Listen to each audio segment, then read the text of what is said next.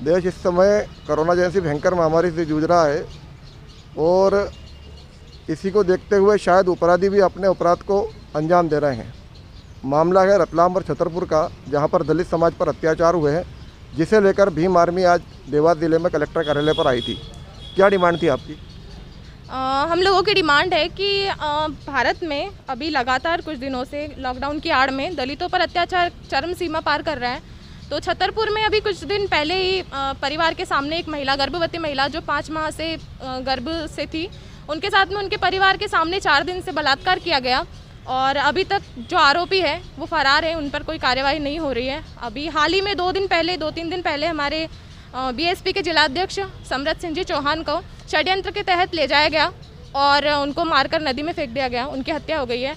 तो प्रशासन लगातार मतलब इन मामलों को दबाने के चक्कर में, तो हम लोग यहाँ पे वही मांग लेकर के आए हैं कि दलित उत्पीड़न जितना भी है, दोषियों को फांसी की सज़ा हो और दलित जो पीड़ित परिवार है उसको 1 करोड़ रुपए की सहायता राशि प्रदान करें, प्लस साथ में परिवार के किसी एक मेंबर को सरकारी नौकरी प्रदान करें और आरोपियों पर कड़ी से कड़ी कार्रवाई कर उनको फांसी के तख्ते तक पहुंचाया जाए।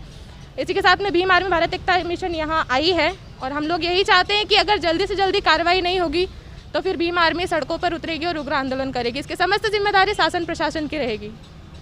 तो आपका यह मानना है कि क्या इस सरकार में दलित सुरक्षित नहीं है? हाँ, इस सरकार में दलित सुरक्षित नहीं है, क्योंकि दलितों पर अभी मतलब कुछ दिनों से ज़्यादा ही उत्पीड़न हो रहा है दलितों के साथ में।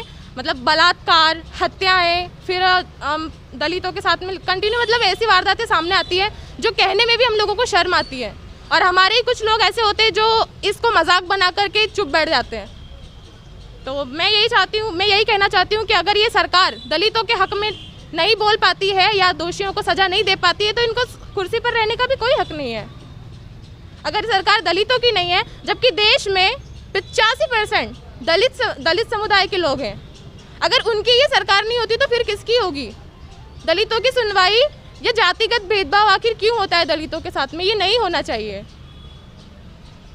तो जैसा कि दलितों की स्थिति सभी को मालूम है कि पूरे देश में क्या है, और इसी की चिंता करते हुए भीम आर्मी आज यहाँ पर ज्ञापन देने आई है, जो ये कोशिश कर रही है कि ये बहरी सरकार जो दलितों के ऊपर हो रहे अत्याचार को लेकर इतनी ज़्यादा सचेत नहीं है, थोड़ी जागे।